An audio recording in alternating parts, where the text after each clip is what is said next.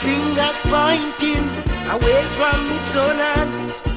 We shouting blame and crying shame, but all are guilty just the same. Liberate your mind, my brethren. Liberate your mind, I say. Distrust and greed is keeping us back,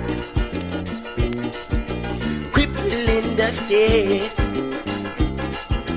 We got to rise to the occasion and demonstrate to the world that we all are one, that we in this little country could live in love and harmony, working for prosperity, prosperity for you and me. Still alive, still alive.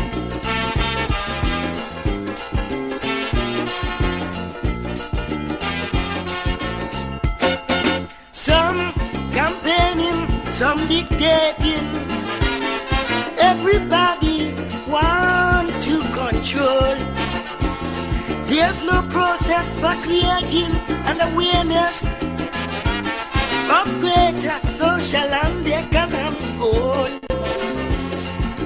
This system has got to go, or we will suffer more. The power only working for a society privileged you. So true. Liberate your mind, my brethren. Liberate your mind, I say. Distrust and greed is keeping us back, crippling the state. Got to rise to the occasion and demonstrate to the world that we all are one, that we in this little country can live in love and harmony, prosperity for you and me. Oh, yeah.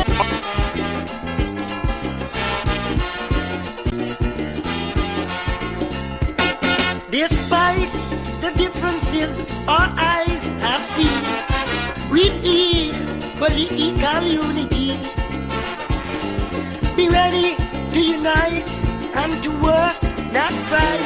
Stand up for justice and for right. Break down the barriers in this land. Stand between the working man who died so long, worked so hard, get so little out of life. Got it right, liberate your mind, my brethren. Liberate your mind, I say. Distrust and greed is keeping us back, crippling the state. We got to rise to the occasion and demonstrate to the world that we all are one, that we in this little country can live in love and harmony, working for prosperity, prosperity for you and me. Oh yeah. Still alive, still alive.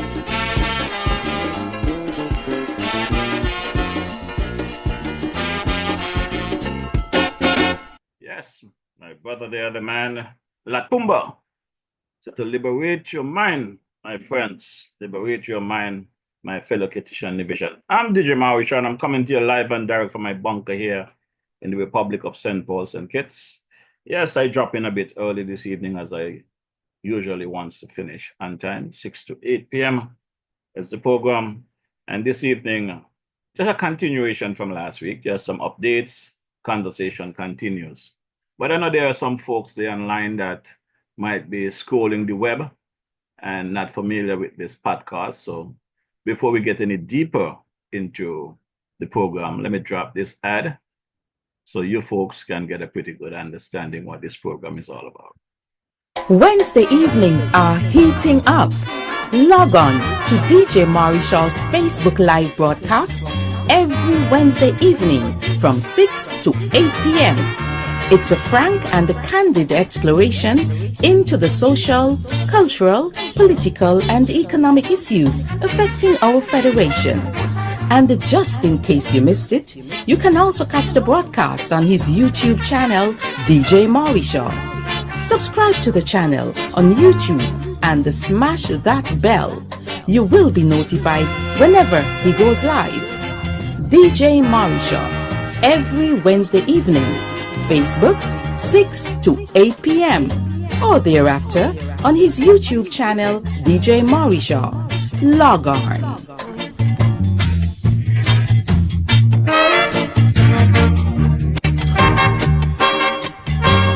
Yes, you heard it right. That's DJ Maui Show. Just truly here every Wednesday evening from 6 to 8 p.m. on a Wednesday evening, local time in the Federation of St. Kitts Nevis.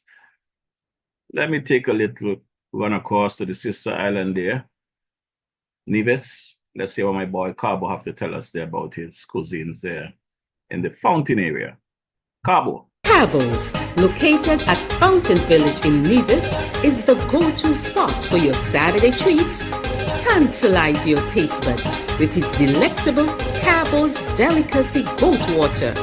Or, if you prefer some soul food, then Cabo's Punji and fish is definitely the way to go. Call ahead and reserve at 869-663-9694. Then make your way over to Cabo's and enjoy the vibrant atmosphere while you savor your delicacy. Cabo's, we are not changing, we are only improving. Food all over, food all over. You got the food all over. Yes, Brother Cabo has the food all over, and you can reach out to Cabo for your special occasions. He does catering, so give him a shout and let him know DJ Marisha sent you. Now let me touch up my girl there, Sister Carmen of Carmen Caterers. Girl Sandra, you know where you can find nice fresh local food 7 days a week, one provision and all kind of thing. Girl, where? Right down there by Shellings, by Carmen Catering Services. Girl, she opposite the bus stop. Girl, and she also cater for weddings, parties, anything you want to cater for, funeral and all. Girl, and trust me, you're gonna enjoy the food. And she also selling bites on Sundays. Opposite of our shop, right down the main road. Girl, you could call 665-1494 or 663-6005 to order your food or go and pick up your food. Girl, the food will be finger licking and you get your money worth. You ain't want nothing better than that. For sure, check out Sister Carmen. She does catering service as well. Let her know DJ Marisha sent you. Now let's take a quick listen to my boy there, Brother Danny, giving some updates and his strategies. Brother Danny said he can give you some business tips. So check him out. Let him know DJ Marisha sent you.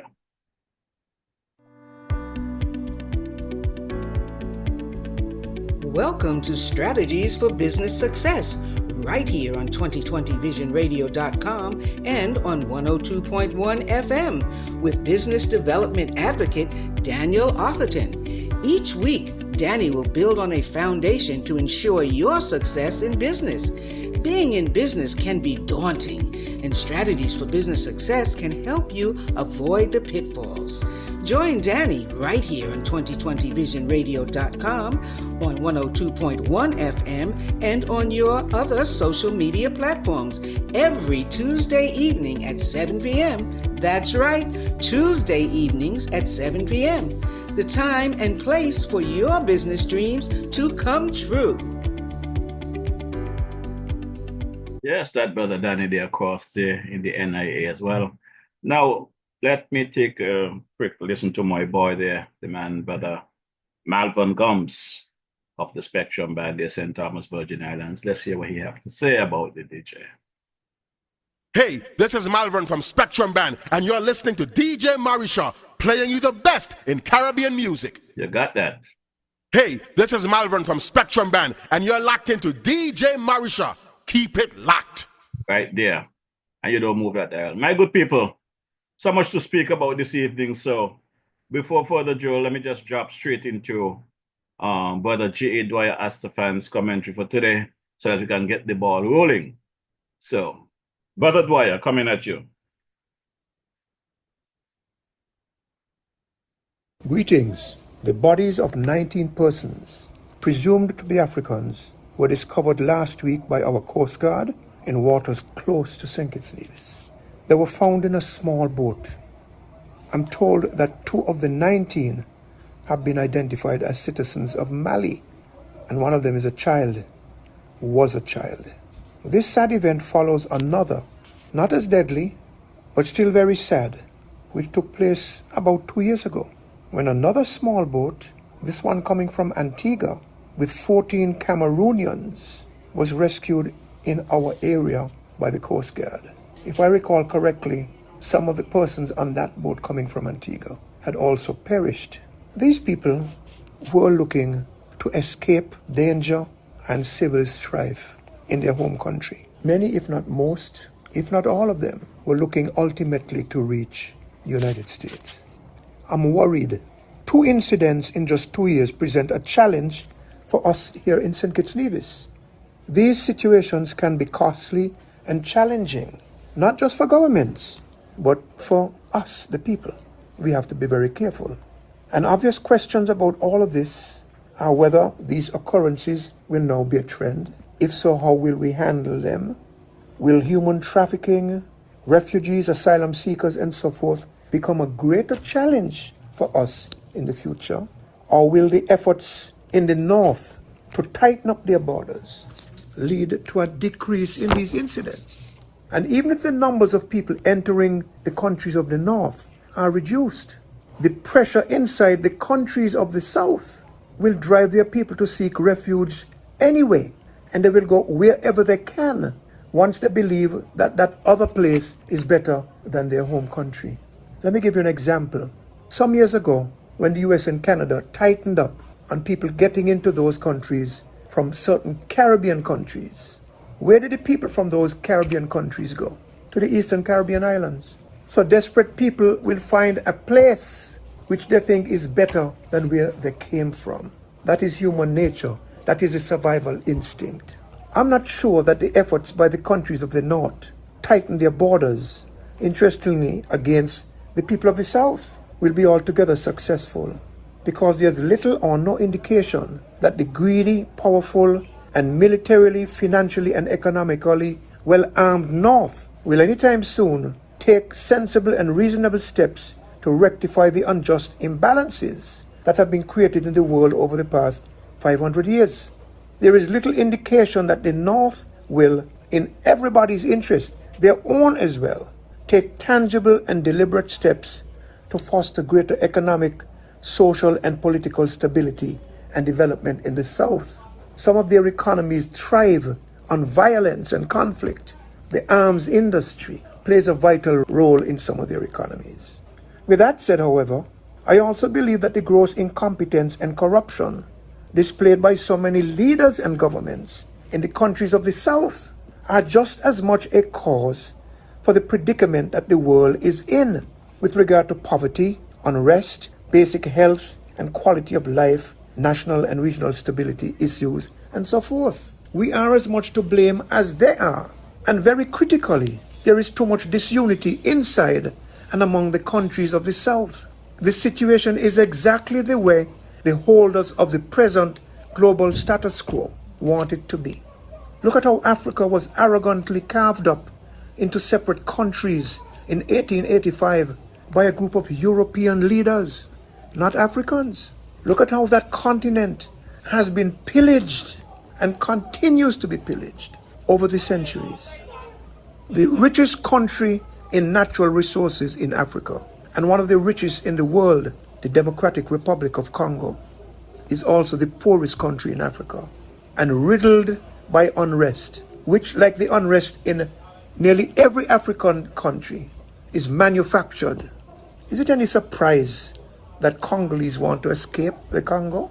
Or people from Mali want to escape? Or people from the Ivory Coast or Cameroon? Rooted in strife, manufactured from Europe, British and French. Likewise for other continents, where the dirty hand of enslavement and colonialism was laid and continues to impact the lives of people. And there's a devil's deal that takes place between the pillagers of the North and the treacherous leaders of the South. And the people of the South suffer, and the whole world suffers as a result. And you can't blame people for wanting to go to where the money is and the opportunities are. If you come to my house and rob me blind of all that I have, including my patrimony, don't be surprised if I come to your house to get back at least some of it. We in the South have the numbers, but we do little or nothing to make those numbers work for us and to help to create a more just and balanced global situation. Look at the United Nations. The South has the numbers, but not the ultimate power. Look at the World Trade Organization. Look at the world banking and financial systems. Look at the other major international institutions. We have the numbers. We are members of all of these things.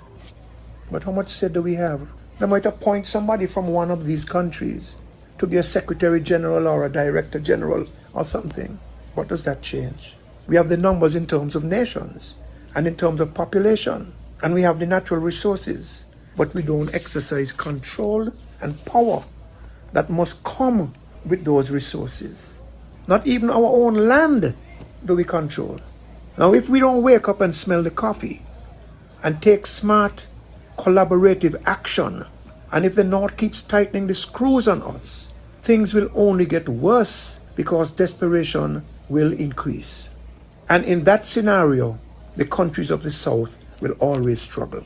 People want to live safe, happy, and fruitful lives, and they migrate for that. And their terrible circumstances, pardon me being repetitive, force them into a decision to cross large bodies of water in small overcrowded boats to reach somewhere safe. But many never get there. Some store away in containers, and those containers become their coffins. Some store away in the wheel wells of planes. And from time to time we hear stories of dead bodies being found in those wheel wells of planes. It is a sad and terrible situation. So my guess is that the frustration and desperation of the oppressed and their willingness to take grave risks to escape their awful circumstances will continue. When people are desperate to the extreme, they're capable of doing anything. Those of us who are old enough will remember images of people jumping out of windows on the 50th, 60th, 70th, 80th floors of the World Trade Center buildings in New York as it burned on September 11, 2001. Jumping from 50 and more stories in the air to escape fire, but to fall to a certain death on the pavement. In that moment, get away from the fire. And what is their relief? Death on the pavement. It just tells you, this is what desperation can make us do. Picture these things when you hear about people found on little boats or in the wheel wells of planes trying to escape severe hardship in their homeland. And of the 8 billion people on this planet, I'll hazard a conservative guess and say that as many as 30% would prefer to live in a different place with better conditions, better opportunities, safer for them and their children. 30% of 8 billion, which is over 2 billion people. And if my guess is correct, then there are at least 2 billion of us, human beings, living frightened, anxious, desperate lives because of social, economic, and political conditions and looking to flee. At least 2 billion. That's 1 in every 4 of us. At least. Anxiety and fear and desperation are bad for mental health. And if 2 billion of us suffer mental health issues due to economics and politics, then humanity is in trouble, or due to anything for that matter. And we are in trouble, and it seems to be getting worse. And all by our own doing. Humanity needs healing. We must find ways of achieving prosperity, both personally and collectively, both socially and economically. both spiritually and physically, without doing so much harm to ourselves, to each other, and to Mother Nature. There's enough to go around. I'm not preaching communism, I'm preaching humanism. Public and private sector leaders in our countries of the South, and indeed globally, need to focus not only on their political and other affairs at home, but also on networking regionally and globally to ensure a better quality of life and greater safety and security for everybody and for the planet. And with more and more people being happy and fulfilled in their homelands, there'll be less people fleeing their homelands. It's not an easy road, but it is necessary. And if we do not walk that road, expect more small boats with asylum seekers and refugees and dead bodies. Expect, as doors continue to be slammed in our faces by northern forces, that more people will try to enter our little country. Expect more of our people who have been out there for 20 or more years to be sent back to join our small population. That will have dislocation consequences. Expect, as difficulties take place in the north, that remittances will reduce and in some cases disappear, making things harder for us who receive those remittances directly, and for all of us in this economy which benefits from those remittances. And expect the mental, social, and economic and political consequences of that. There is a Kittian gentleman named Urban Penny. His nickname is Massive. That's his nickname, Massive. He has a saying which goes like this: oh yeah, expect the worst. Sadly, Massive may be right. Unless we all realize the perilous situation that we are in, and we leaders and followers alike, lawyers and preachers, plumbers and teachers, farmers and truckers, all of us, Tut Mun and Sam, unless and until we start to get serious and stop playing the fool, it's going to get worse. Expect the worst if we don't do what we have to do. Thank you. Yeah, Brother Dwyer, thanks for your usual commentary. And they deliver them so well.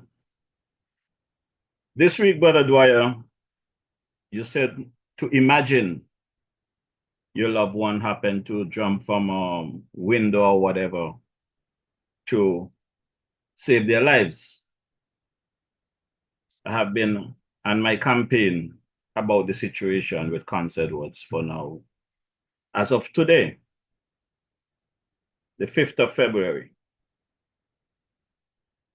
it's been 189 days since Conce Edwards went missing on August 1st, 2024. 189 days as we speak. It's been 181 days since he was found in a gutside in Sadler's Mountain. 181 days. It's now 169 days since his funeral. More than 21 weeks since letters was written to the Ministry of Health to get some answers, get some movements, and try to ensure that no one ever have to go to this again. But Dwyer, a boat was just found off our coastline by the Coast Guard last week with a couple of dead people. And now folks are reporting that it's 19 bodies. Through my investigation, I found out that it's 21 bodies total was collected. I also understand is over 50 plus passport was found in that boat. So I guess some of those people ended up overboard or whatever the case might be.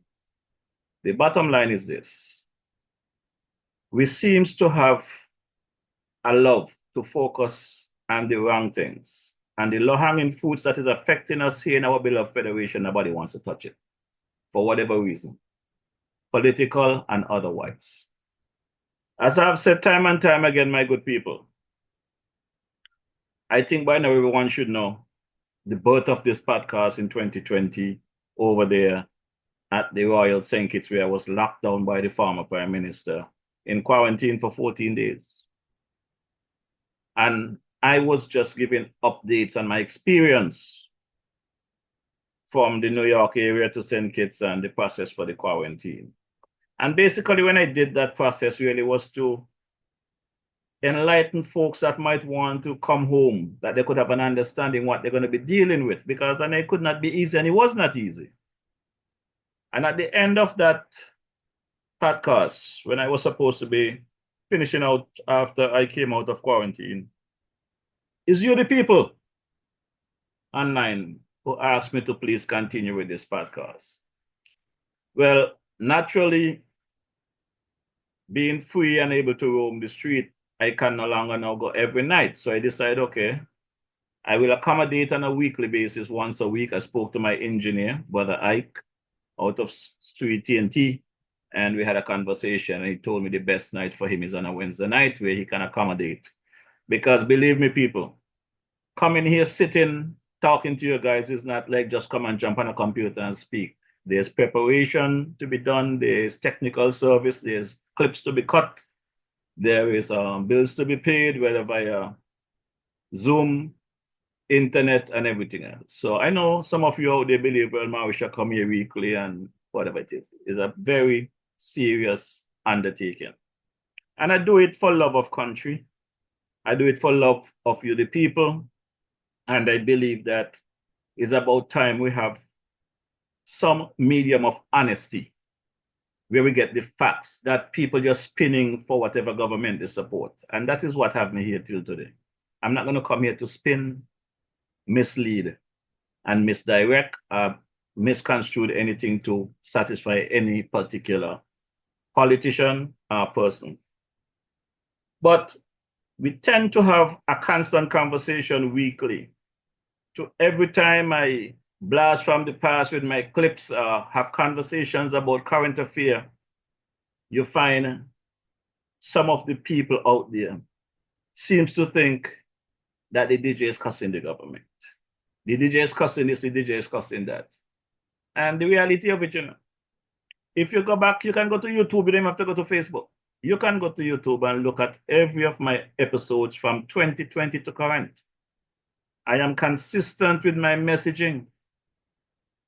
Prior to Prime Minister Joe becoming the leader of the Labour Party, which is where I started campaigning to get him there, because based on my conversation with the masses, he was the individual that can lead us out of the mess that we were in. I strongly felt that way, and I supported him and campaigned with him. I still have confidence in Prime Minister Joe. But that doesn't mean if I see things that can be done a little different or a big different, I must not open my mouth. If that is what I'm going to do, I need to shut this podcast down. The purpose here, as I told Prime Minister Joe, when you get in there, please do the right thing. Do not go and make the mistake of those individuals. Because if that happens, then I'm going to have to come at you. And my grandmother told me, when your own lies bite you, it bites you hard. And I'll be coming harder at you, Mr. Prime Minister, than I went after the farmer administration. Because I know you know better, and I see you as a good up gentleman, respectable gentleman. I have that confidence in you. So, for you haters out there and detractors that might feel that I am not supposed to speak the things them, talk the things them as I see them, I'm sorry that you feel that way. But if we don't stand up and basically shape our politicians, they are quite capable of making the same mistake as the previous administration. And that the DJ cannot allow. The DJ cannot allow that, because we work too hard to bring us where we are. So I want to ensure that our current administration do the right thing and make sure that we come out of the mess that we are in at the moment. Because believe it or not, you know, many of you who mouth might be in the trough at the moment, you might not see the damage that this country has faced. You might not see what we are going through. I have given test after test to the various entities in this country, the Ministry of Health, the police, and basically they failed. They failed my simple test. And we got to call it like it is. Not cussing anybody. The issues need to be fixed. That is why we vote to change of a government.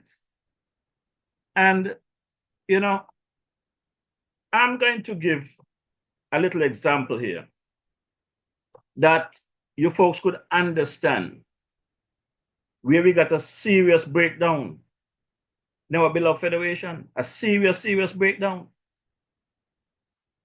You heard me just speak about the Concert Ward situation. And some 3 weeks ago, I decided if I don't hear from a family member of CONS, the Ministry of Health, the police, to give some updates on where we are, I'm going to take to the street and have an awareness march.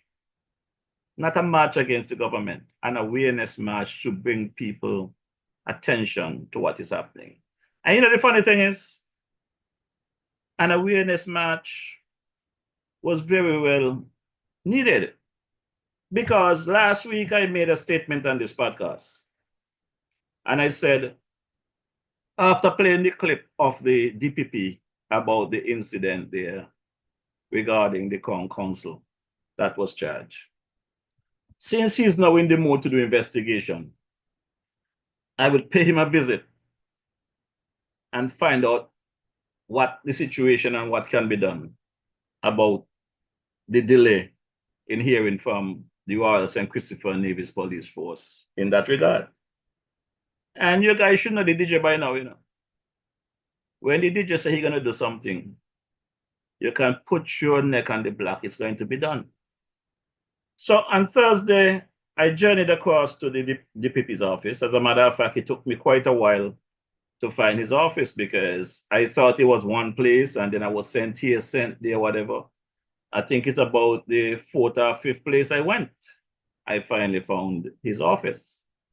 And when I inquired to get some information to send him a letter, the gentleman said what is in reference to and whatever. And I told him, he said, well, let him go and check if the DPP have the time. Maybe I can speak to him right away.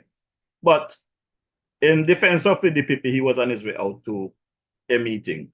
So they did hand over their contact information. And I had a quick talk with a couple of people in the office there. You know, good afternoon stuff, introduce myself. But on my way out, the DPP was still down in the parking lot. And I joke around with him, say, man, don't tell me you leave Antigua, come here.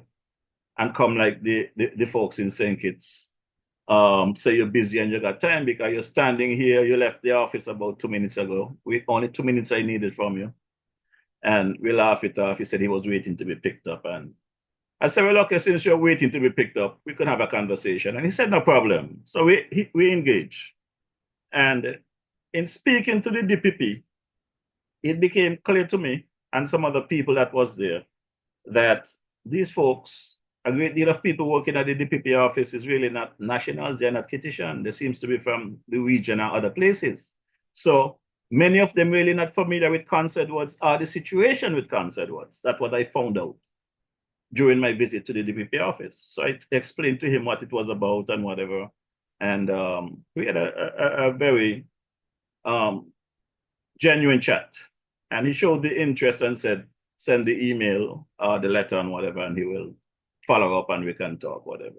So I can say from that perspective that in light of what people may feel or what they might hear about the DPP, my experience with him, I think he's very approachable, very pleasant, and is someone that you can speak to. So I give him that much, and we gave each other our good wishes, and I left. Now, I say all of that to say this. Many of you might have recalled the issue that I had when I applied for my permit for my march back, I think it was in 21, 22. during the former administration, different police commissioner. I applied for my permit. Within 24 hours, it was turned down. They claim that it was a result of the COVID era, but yet that same week, they was able to give the former administration, Prime Minister Harris, his domino team was able to get their permit to do their domino fundraiser, prize giving over in a center, a room with more people than I would have, less space. And I find it to be a bad situation. And I spoke about it. Prime Minister Joe was then in opposition, just became leader of the Labour Party, and we communicated. He reached out to me, asked me what the situation was. I explained to him. And I've said this before. Prime Minister Drew went on his Facebook page and he posted, "Let DJ Marisha march is his right." That is what he posted then, while in opposition campaigning to get into office. Prime Minister Drew today is the Prime Minister of the Federation, Minister of National Security, Minister of Health, amongst other things. And what I'm about to say is like, I feel like I get a kick in the gut. Because when I campaigned against the former administration to change all of these nonsense that was taking place within the government and within the police force. And it has appeared as though, last week I spoke about the Ola House and the Trash House. It seems as though in a lot of areas within our civil service, within the government, the head table might have some new players, but the game and the bullshit continues just the same, which I have a problem with. A serious problem with, my people. And let's just follow this conversation, and you all could, in your comments, disagree, agree, or give your suggestion, because I'm not here to cuss the police. I am here to be real and to call them out, let them know when they're doing a good job and when they're screwing up. Simple, straight. Now you're going to tell me that I applied for this permit 3 weeks ago. And the 13th of January, I applied for the permit. That was the first date I submitted. Paid my fees and applied for the permit for the match. I did not hear anything from anyone at the police force until the 24th of January, 2 Fridays ago. The 24th of January, 2 weeks later, I got an email saying that they needed a passport size photo of me, if I can edit my application and submit it, which I did. I have not heard back from anyone again until yesterday afternoon, the 4th of February. I received a call from an officer, identified themselves. I would not be calling the name of the officer because it's not ethical for me to do. But I appreciate that particular officer that called is someone I'm familiar with, and we had a good exchange. And basically, he asked me to explain. He said he called about the application for the match. They had asked someone to look into it and get in touch with me. Apparently, the person did not, so he decided to take it up upon himself because he's familiar with who I am and stuff. And we had a good conversation. And he wanted me to explain the details of the match, what the match was about. And I explained to the officer. I said, the application I submitted speaks for itself. It's an awareness match. There's a section that asked me to detail the reason for the match, and I detailed it. I said, look at the application. And he did go into the application and he read it and he said, yes, it's correct. Everything you said is properly explained, you know. And he went on to say that the application is in good order, but they had 3 concerns when they met as a team. So I asked him, what are those 3 concerns? He said, 1, the day of the match, which is a Friday, a busy day. The time of the match at 4 in the afternoon with congestion of traffic and the police will be tied up and traffic will be tied up. So that is an issue. And I explained to the officer, I said, you know, exactly what you guys identified is what I trying to accomplish. I intend to create havoc that people could be notified. Pay attention to what's going on in this country. That is the purpose of picking a Friday afternoon at 4 during that time. If I were to put a march together on a Sunday morning when there's nobody on the street, I would not accomplish my mission. So that is the whole idea of that. So that should not be an issue. He said, yes, Mr. Mauricio, you're correct, I get it. We are not in the business to deny people their rights to march. So that I understand. He will go back and speak to his team. But before he could hang up the phone, he said, there's another issue. And I said, what is the other issue? He said, well, the ending time of the march. You're going to end at 6. That is sundown, and that's a safety concern. And we are concerned about you going around with 100 people that time in the evening and could create a problem for the police. And I asked him, I said, you're really kidding me, right? I said, officer, you're going to compare DJ Mauricio, an innocent, law-abiding citizen. You're going to compare him in terms of safety walking around the street of Bassi with 100 people. When during Carnival, Sugar March just finished, for example, you guys have parade day, parade night, last lap jump up with thousands of people on the road with bands and the criminals and come out. After 10 at night, you have that problem with thousands of people. You're going to compare my little awareness march to that kind of unsafe condition. I said, y'all got to be kidding me. Is this a game you guys playing or something? Again, after I made my point in that regard, he accepted my conversation and he said, you know, we're going to take care of the march. You shouldn't have a problem getting your permit. I'll get back to you by 12 o'clock tomorrow, which is 12 o'clock today, Wednesday, the 5th of February. I didn't hear from the officer. So I WhatsApped him around 1:30 minutes to 2 to let him know I'm still waiting to hear from him. Didn't hear from him. I called him, called back, and informed me he had a busy morning in a meeting, but he has a follow-up meeting right away, and the person he has to speak to going to be in that meeting. I would hear from him by the end of the day. Well, for me, it's the end of the day. You know? I haven't heard from that officer. And when I check the police portal, my application is still saying pending. My good people, this is where I have a problem with, we want to ask the citizens to follow the rules, abide by the laws, don't do nothing wrong. But in my view, we got criminals in those positions, whether it might be government or police or whatever, they're criminals. What they do to us as citizens, they're criminals. Because something as simple as this should not take 3 weeks.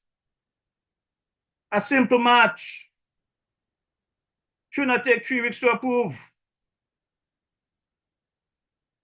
I am aware that some of you out there might feel like, well, it doesn't look good that Mauricio is going to bring out this crowd and make a big impact on the government. But I gave the government an option, you know. I gave the people in power the option to reach out to the family members or to myself to let us know something is being done. And once I know something is being done about the situation with cons, I'll pull back my application. I'll postpone the march until a later date. But what I did in this regard, I gave the police a test and they failed. Because my good people, the honest truth is this, and I have people that I have spoken to who can confirm this because I say it to them. After I left the DPP office last Thursday, based on the conversation I had with the DPP, I also had a follow-up meeting with another upstanding citizen who is an employee of the government on Monday. We had a nice a meeting that should have taken a half an hour. I think we spoke for about 2 hours. Left the meeting with a very positive understanding. We discussed the options, how things could be done differently. They show me different areas that may be able to address before a match. The match should be a final resort. And I took the advice. I also follow up based on their recommendation, because I was not going to follow up. Since I sent a letter to the Ministry of Health, I think the Ministry of Health have a responsibility to reach out to me and the family. So I wasn't going to reach out to the Ministry of Health. And the individual said to me, Mr. Marisha, you know you are in a position of strength in terms of your popularity on social media and in the community. So don't wait for them to reach out to you. Reach out to the PS. Speak to the PS. And I messaged the PS. And I requested a meeting with him.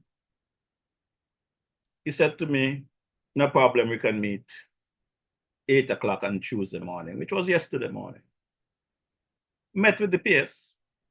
Again, we had a very in-depth, respectful, responsible, everything you could think positive meeting. The PS and I left with an understanding that things going to be done, things are being done, and things going to improve. So with that regard, again, putting all of the conversation between last Thursday and yesterday together, including speaking with the police officer, DJ Marisha decided, he will postpone the match. But I only went ahead with this conversation with the police officer to see where they will go. I'm not going to tell them I am postponing the match. I want to see how far they would go. And they failed the test. They failed the test, my people. And I'm very disappointed in this regard, because I have maximum respect for the police officers. I love the forces. They take care of us. I say to people all the time, nobody will get me bad mouth police and go against police and defense force and these people, because without them, we will not be able to sleep at night. So I'm not going to go against them. But I think I have a right to let them know when they screw up. And I'm saying to you, Commissioner Sutton, you and your team really dropped the ball on this one, because I was hoping to come here this evening and big up the police, thanking them for the approval of the permit, and let them know that I will postpone the match until another time. That is what I actually expect to come here this evening and do. But it leaves a bitter taste in my mouth that our police force is still not doing what they're supposed to do. You guys, I understand last week, sometime made a great effort. The High Command went down into McKnight and mingled with the citizens and stuff. I appreciate that. I love that. I have been campaigning for that ever since the government changed. I've spoken to the Commissioner of Police about it and other police officers. I've spoke about it on this podcast numerous times. So I am happy that you guys took the initiative and reaching out. But you're all dropping the ball in a lot of areas. This is time for us to work together for a better St. Kitts Nevis, not cover up shit. Do your investigation, do it thoroughly, and let the chips fall where they may. So every time you guys try to shut down shit like my match, it's clear that you are trying to cover up something and defend someone. It does not look good. So not only my knowledge and my conversation with the PS and other individual, I got a WhatsApp from someone who have said to me, things seems to be moving in the right direction in terms of the Ministry of Health engaging, taking steps leading to eventually introducing introduction of legislation governing licensing and operation of nursing homes and St. Kitts and Nevis. This is what I've been asking for. There is no guidelines in place. There is nothing in place for these homes. That is why what happened to Kans happened to him. That is why weeks later, if not a week later, someone disappeared from our main hospital. So I am happy now that the campaign that I have been pushing, the people have been taking the message. And I want to big up the CMO, you know. I want to big up the CMO because from what I understand, she's the one that's leading this charge to get these things in place. And as I said last week on my podcast, when I went to the Ministry of Health and I spoke to the CMO, she did say to me that she sent a team out to do the investigation. Upon receiving whatever report, she will put whatever together and present it to the PS. I don't have an issue with all of that. I know things take time, my good people. But communication. Communicate with the family. The family is in pain. The family is hurting. There's a lot going on. I understand? The family is in serious pain. Communicate with the family. The DJ write a letter. Communicate with the DJ. Let him know. You guys are working on things. Put any one of yourself in the position where you was paying a home upwards of $2,500 a month to take care of a family member or a loved one. And you're going to get a call 24 hours later that your person that you're paying money to be safe in a home can't be found. It takes you 9 days to find that person. You find them dead in a hillside when they should be in their warm bed. A dementia patient at that. Doctors have a responsibility to take care of their patient. Stuff like this must be taken to the medical board or whatever board. These things cannot be unaccounted for. If one person gets away with it, many more will. That is why we got the issue now with the traffic accident situation. They take it lightly. People knock down people. People run into people's vehicle. I'm a victim of that. They get a slap on the wrist, so they continue to speed like Dukes of Hazzard. Now they're calling it some serious money, and I'm listening to my partner there, God. I wonder if God hear himself sometimes when he's talking about someone who is arrested or charged, whatever he said, going to be responsible for paying your money. If they can't afford to take care of their own self, how are they going to pay your money, the victim? You know, we need to be sensible about this conversation that we're having. We need to be sensible about the things. It cannot be about party. We got to be sensible about the things that we're doing. And the DJ basically, you know, the DJ gonna crack a hunter, eh? Who don't like it tough. There's a thin line between where I sit and what I do for this country. But I will talk the things them the way I'm supposed to talk them. And who don't like it, I am sorry. A good friend of mine, I'm going to call his name, got to big up my boy Myla Bax, because we're on the same page with this. And Myla Bax posted something on his page this week. He said, as he look at our local politics and realize that no matter which party is in power, there are certain people / families who are always on the receiving end and always have a seat at the table, which is facts. And so he asks himself, is it that they are really smarter than us? Or it is that our leaders allow them themselves to be hoodwinked by these and all these thieving people by themselves? Because many of them, you know, I guess when they wasn't getting what they need, they would meet me on the street, Dr. do this, Dr. do that. What you think about this, what you think about that? These days, I'm not hearing from them. So which means they're trough, their head is in the trough and they're satisfied, they're comfortable. You know, this is where we have some serious issue we need to deal with. So my good people, the DJ is not here to cuss like I say. The DJ is here to have the conversation, because I am paying close attention from 2020. I have never been into politics. the way that some people are. My boy Timothy Harris, thank him for getting me involved. I was giving somebody the story on Monday. The old passport, I had one of those passports where the former Prime Minister, Dr. Douglas, decided to take out the place of birth field for whatever reason. And those passport was recalled. And they recalled them and they didn't send no letters to nobody, you know. They put it on ZIZ radio to tell you bring in your passport while people live around the globe.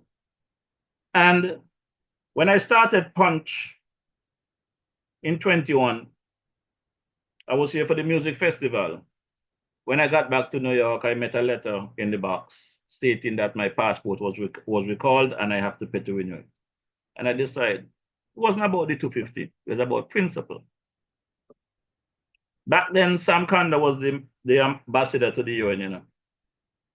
When I reached out to Sam Kanda about the situation, Sam Kanda told me, whoever sent me the letter, speak to them, you know. Sam Kanda had time to deal with the DJ.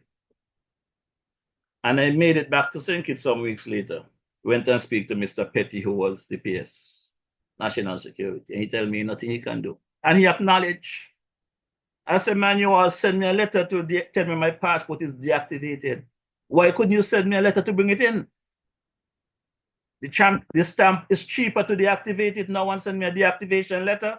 Or the stamp is not the same price for the stamp to send me a letter tell me it's time to bring my passport in. And I guess after I made my point and I was walking out his office, he said, Mr. Mauricio, check here. Go across to the government headquarters and speak to the cabinet secretary and explain to her your situation. And the then cabinet secretary, I went there, she welcomed me, I explained to her my situation. And she apologized on behalf of the government and everybody that did me wrong. She told me to get my passport size photos and bring them back. She will see what she could do. When I was leaving her office, the question was asked where I was from. When I told the lady St. Paul's, the lady like she said a ghost. At that point, I know this passport wasn't coming. So the next morning she called me, told me she got some good news and some bad news. The bad news is she couldn't get me my passport replaced. The good news is I could get a passport replaced for $250. I tell her, no, thank you. I spoke to the then Prime Minister about the matter. Timothy Harris, right here in St. Paul's, he was campaigning. He told me that, man, we sure that thing not resolved yet. I'll deal with it. 2 weeks later, I hear him on his bullhorn. Anyone with those passports, they must bring them in. If they don't bring them in and they're caught with them, it's a crime. So right away, I become a criminal after I was given a passport that I paid for by the government of St. Kitts. That was strike one. Now, remember that the same Prime Minister asked him to let me stay in my home here in St. Paul's for quarantine. And he told me to speak to Abdia Samuels. When I reached Abdia Samuels told me he thinks that the government have to go to cabinet with that. A couple of days later, the same Prime Minister is on his bullhorn. Anybody want to come into the country, they got to go quarantine. They're not going in nobody's car, they ain't going to nobody's house, 14 days in their house. That is what he did. He didn't call me back and give me a courtesy call. He went on his bullhorn. So those two occasions that my good friend Timothy disrespected. I decided I'll deal with that. Now, the end result is we all see where Timothy is. We see where Timothy ended up. And he's fighting back hard to get back into government. The issue that we have here is this. The people that was clapping me and running behind me, good job. Week after week, good job. I am doing the same thing today with the present government. Those same people, because they're out in the trough, I'm cussing the government. They want me head. I shouldn't be calling this name on my podcast. I shouldn't do this. I shouldn't do that. And the problem I have with these people, I want them to understand. Many of them who got promotion, many of them who get this position, whether ambassadorship, PS, whatever position they get, management, wherever in the civil service, they only got those jobs because it's a change of government. If it wasn't for a change of government, they would not have those positions. But these are the same people now. After my hard work and campaign to change the same government that they benefit from, they're telling the DJ, I ain't supposed to eat. I'm supposed to go sit down in a corner and shut my mouth. Go sit down in the cemetery. Don't call Dr. Joe name. Don't call Labor name. Don't call out the police. Don't call out the AG. Don't worry about Cans. Cans done dead gone. Forget about he.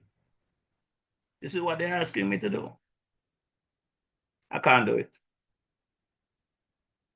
We have to deal with the issues. As a matter of fact,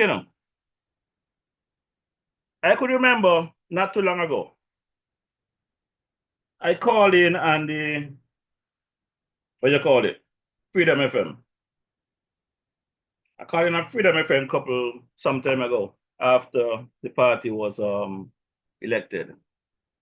The Labour Party was elected.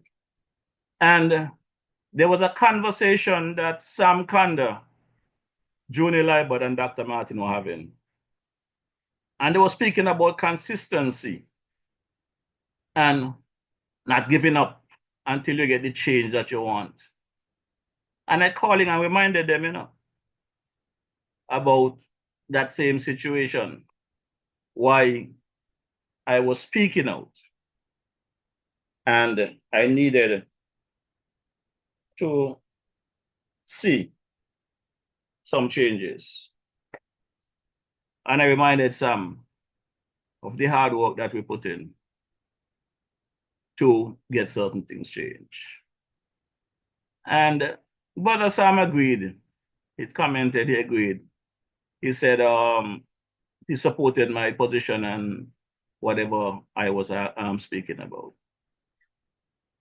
But for whatever reason, we seem to forget that if we don't do the things that we need to do, these things are going to change, You got to pay the price sometime. You got to feel the discomfort. And DJ Marisha is prepared to take whatever you all bring my way. As long as you all leave me alive, I'm going to be doing what I'm doing. So if I know you want to shut me up, you all know what you all need to do. So let's take a quick listen to my clip here from back then on Freedom FM. Go ahead, Marisha. Go ahead. We got you live. Yeah, Marisha here. Good afternoon. I was here listening, and I appreciate the conversation that Sam and Dr. Martin was having there about being consistent and speaking in defense of what you want to see change and stuff like that. And I would like to conversate with Sam in that regard because, this is our anniversary coming up for the new Labour administration, and both Sam and Dr. Martin was a part of the team that was trying to make the change. And the big issue we had, Joni, back then was the electoral office, the supervisor of election, big issue during that campaign. And I could recall many occasions during those conversations and even on my program, Sam and I spoke about the hardship there in that electoral office. Eventually, the supervisor of elections was removed prior to the, whether it was prior or after the federal election. He was allowed to go across the Nevis for whatever reason, God knows. But again, I give some credit because we did not know anything about the Electoral Commission that was not properly constituted until the eve of the Nevis election. And when Sam brought that to the attention of the general public again, something was done swiftly within 24 hours to resolve that matter. Well, I think we are more than 6 months after the elections in Nevis. And to date, to me, nothing has really been done to resolve the issues at the electoral office. So I want to take the advice of Sam and Dr. Martin, and I want to give it back to them. If they can continue taking that message to the powers that be, that election might be 4 years away in St. Kitts, but in my view, elections could be any time on Nevis. And I would like to see them campaign just as hard as they did for the St. Kitts elections, that the electoral office issues be addressed so that we could get things in order. Because we cannot wait until 4 years from now to fix these problems. And I want to congratulate you guys again for the time that you put in on a Friday afternoon. We might not agree on everything, but this particular issue, I am asking Sam Kander and Dr. Martin to stay on that. I must confess that I reached out to the AG in this regard, and he assured me that something will be done by the end of the summer. I Googled when will be the end of the summer, and Google tells me it's going to be the 28th of September. So I'm giving Sam that information, that if nothing is done between now and the 20th of September, I am giving him an opportunity to follow up with the AG because he's there on the ground. Okay. Thank you. All right. Thank you so much, Marisha. The definition of summer in St. Kitts and Nevis is January 1st to December 31st.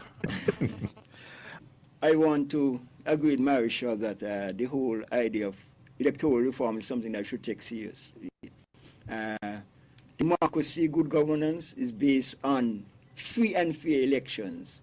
And we have been having too much trouble with our electoral process, too many irregularities, and that's something we need to address urgently and comprehensively. And so I share that view that we need to get that organized. Yeah, man. So that was a conversation there on the Freedom FM with my boy there, brother Sam Kander, the Big JL, and Dr. Martin. And I must say, you see, make summer of 2023 ain't come as yet because I can't find the AG these days. And some people seems to got a problem with me shouting out the AG, wanting a way to find him. Because the AG started off good, you know. The AG came out and said he's going to name them and shame them, and I was behind him rallying. I want him to name them and shame them because I want changes. But they said things will be done by a certain time. I do not know if we're running out of time for the boundaries address or what. I don't know if we have time still, but I have not seen anything.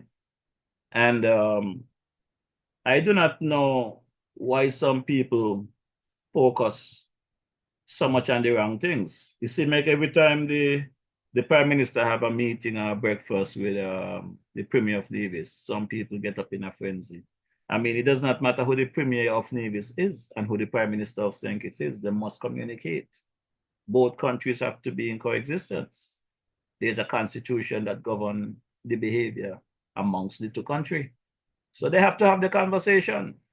But there's issues that we can deal with and deal with them swiftly. But it does seem as though when it's about attacking a citizen and a citizen's character, we spend weeks, months, and years trying to destroy that citizen. But the politician them that we elect to take care of our business, they could do all kind of manner of evil and you talk for 2 days and it's done. That's why they could ignore you all. So let's take a listen to a little press conference here over there in the NIA and hear what Brother Brantley have to say about the hospital wing. I'm going to go back there for a quick minute. Danella Thompson, Vaughan Radio. Good morning, Premier Brantley. Good morning. 2 questions. One, can an update be provided on the expansion project currently at the Alexandra Hospital? And second question, Mr. Brantley, MSR Media has accused former Prime Minister Dr. Harris and former CIU head of financial fraud within the CBI program. Dr. Harris issued a statement refuting the matter and your name has been implicated and CCD'd. Can we have a comment on the matter? Thank you. Thank you very much. On the Alexandra Hospital, there's no change. We are, I believe, in the final stages now of the long-awaited quantity surveys on the interior. I think the year is closing. In fact, we're going to go into a new budget. The dates are fixed already in Nevis. We're going to have the budget reading on the 5th of December. And so I anticipate, Ms. Thompson, that in that budget we will make provisions for 2024 for the completion of that project. We lost this year because of those difficulties that we have that I've spoken about time and time again here. We finally were able to get reputable persons to do the work for us that was asked to be done elsewhere and wasn't done. And we expect to have that in hand shortly. As soon as we have that, the contractor's already on alert, we're ready to go. So this budget will have a significant allocation for the hospital project. In fact, I can tell you that it will be the principal capital project for the government in the coming year. So that was a clip from a press conference that the Premier had, saying that he was just waiting on some quantity surveys and the contractors that was doing the job is quite capable of getting the job done, and they're waiting and ready to rumble once they get those quantity surveys. I think we know that since that conversation, the Premier came back and said that there is no contractors in Nevis that is capable of doing that job. I didn't say it. The Premier said it. But when the DJ speak about these things, the DJ get cut off. The DJ not supposed to talk about these things. But these are the things that you all need to deal with. These are the things that you all need to deal with. Because at the end of the day, it's our money, you know. It's our money, the people's money. But before we go to the next clip, let's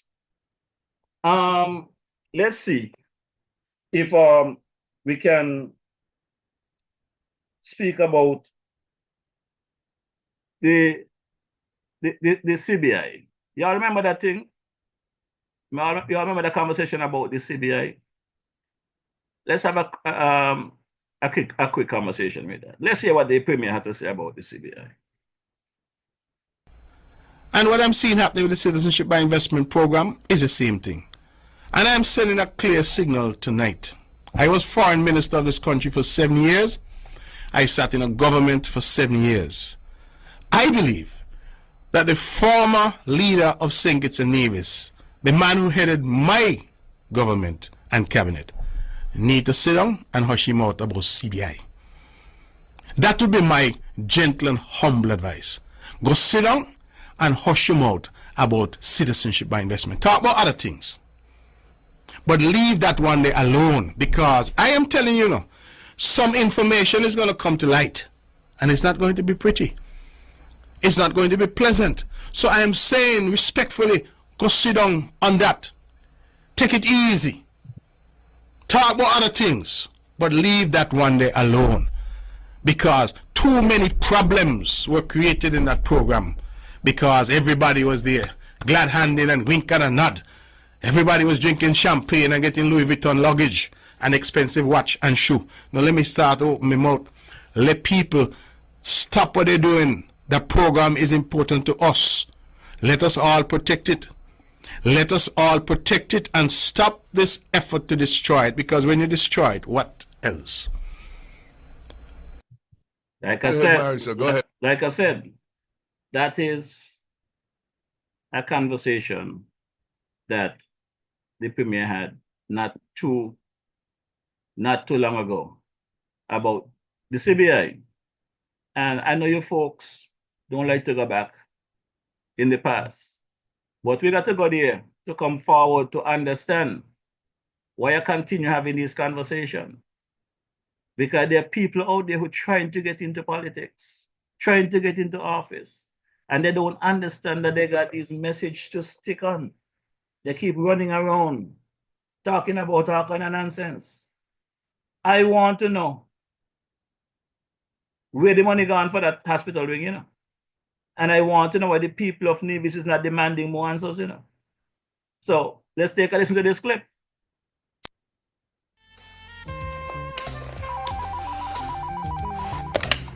Hello? Hi, Brian. Shandy. No. Wrong clip there, but I gotta come back to you later. Wrong clip. I gotta come back to you later with that one. But I just want to get these clips in for people to understand that These are the conversations we were having during the campaign. The campaign done, finish, and it look like they forget. I wonder if you all remember this one here. That the government is a co-conspirator in breaking the law. And let me explain to you what I mean. The law is very clear that under this alternative investment option, the cost is $175,000 if you want to access the citizenship of this country. Very clear. So Sean and I are 100% correct to say that the amount allocated to this jail is 5,500 shares times 175,000 US, because that is what the law provides. What I am hearing today in this press conference is that you can't rely on the law. No. The law says 175,000 US, but don't study the law. The shares will be sold at whatever the market is going to pay. So if the market only willing to pay $1,000 for Sinkis Nevis passport, I hope you all understand. And I was very surprised that no members of the press picked up on it. Because essentially that is what the CEO is telling us on behalf of Timo, that whatever, and you know, I reflected before I came here tonight, you know, and I said that might be the explanation after all. That because they are co-conspirators in breaking the law, co-conspirators in allowing our CBI to be undersold. Somebody tell me they must sell it like bread and cheese. I got a call from an agent in Dubai. And you know what she said to me? She said the Sinkis Nevis passport now is so common that rich families in Dubai buying them all for the maid in the home, the babysitter, the person who do, you know, make up the beds and thing in the house. Because they're selling it like sugar cake. Even black pudding costs more money. Like sugar cake, that's how they're selling it. And so they recognize that that is the situation. I have drawn it to the attention of the Prime Minister, of the Attorney General, of some individuals who I'm aware of who have been underselling the program. And all the underselling means, the last say you must sell here, instead of that they don't here. Undermining the program. None of them have done anything about it. In fact, I remember Juicy Byron saying, oh, that the people private arrangement. I don't know what that means.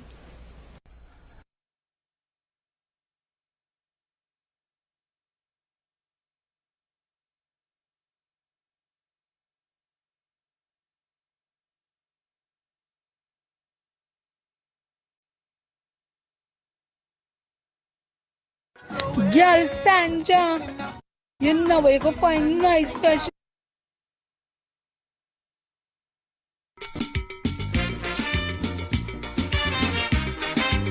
Jumba, Jumba, peace, that's here. Faith, God bless.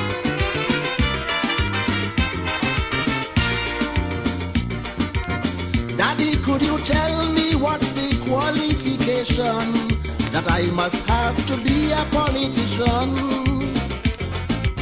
When I grow up, I want to become a famous man like George Bush, Pandy Robinson and Reagan. I know to be a doctor, you need a degree. I know a simple soldier must be tall with a strong body. To become a scientist, you need maths for this. But what must I study, Daddy, to get into politics? Son, can you be in the PNM party and your heart in the UNC? Can you be Robinson's chief party whip and fight him for now leadership? You must swear on Bible and take false oath You must use big words to get votes. You must lie and watch me straight in the eye. Oh, son, that's the qualification of a politician. You must shun people when election done. Well, son, that's the qualification of a politician. That's how you go. Oh, boy.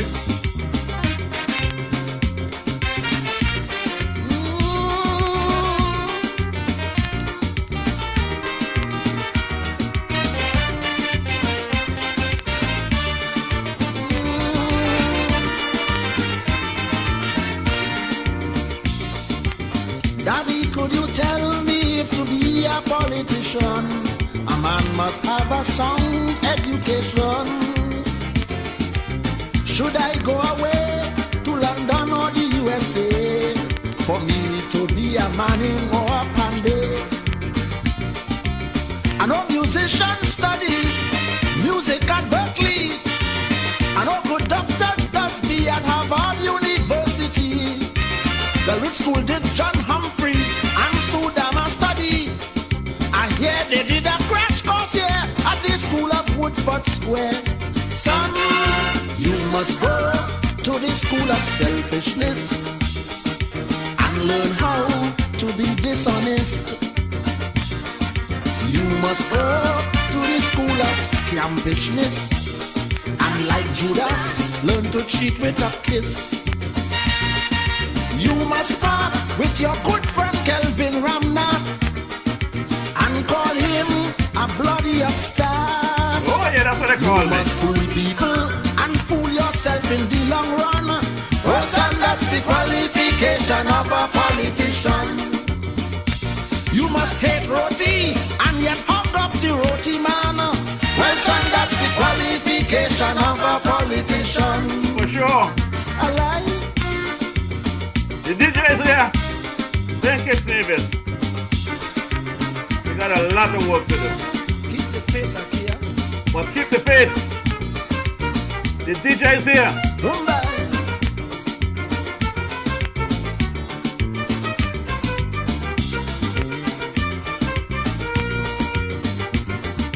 Son, a politician is a special breed of man with a special personality. He will promise you paradise and the promised land, and after elections he knows nobody. He'll give his party members car, house, jobs and big road. Although they have no papers, he puts square pegs in a wrong hole. He's one who shows no pity for vagrants and for humans. If you could behave like that, my son, you on your way to be one. Son, you must watch the crime rate escalating, and yet talk about race and vote catching. You must see two people on one hospital bed, then pass through the ward and just nod your head. You must talk the Queen's English in Parliament and curse obscene as you reach the pavement. You must thief and jail a man if you touch a leaf. Oh son, that's the qualification of a politician. You must smile and drink whiskey with your enemy. Well son, that's the qualification of a politician. Oh yeah.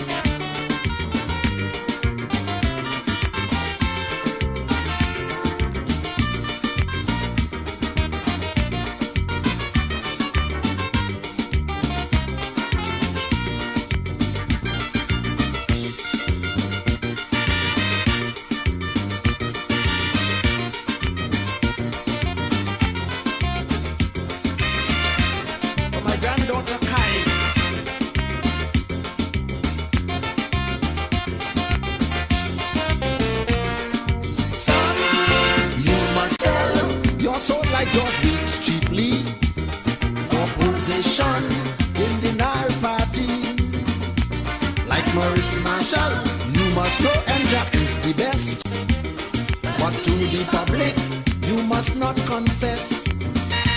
You must live in big house like Ansel and George and John Humphrey. Far, far away from poor people's society.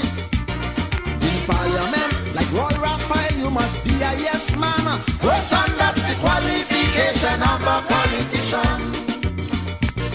Like Donawa, resign only after you get pension. Well, son, that's the qualification of a politician.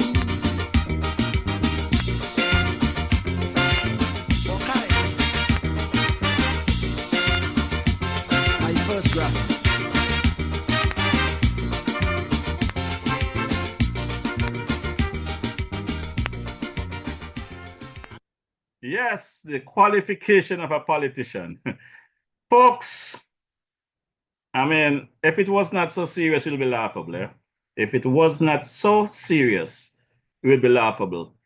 Many of you who has been watching this podcast for the last 4 or 5 years would know that I don't take calls when I'm live because I don't want to transmit the conversation by accident to the world. But I took that call a while ago and deleted, and I must say, mute my mic because it was a call coming in from the police department. And would you believe at this hour of the night, after waiting for 3 weeks for permission to do a simple awareness march, is when I'm going to get a call confirming to me that my march is approved, is okay, go ahead with my plans. That's what that call was about. To inform me that the march is approved and I can go ahead as planned with my march. Well, I informed the officer that I have already decided to postpone the march, so I will not be marching on Friday. I am satisfied thus far with the conversation that I have had over the last couple of days with some movements that are taking place in the right direction. So I will continue to keep my eye on the prize and stay in touch with the CMO, Ministry of Health, and ensure that somewhere along the line, there's smooth sailing in the passing of some legislation for these homes. As I said before, Cans Edwards' death must not go in vain. But you know what? For that officer that just called me, as I said, he's someone I respect very much. I know he mean well, and he might be only following directives. So I will drop this track for those police guys. For those police officers, this one for you.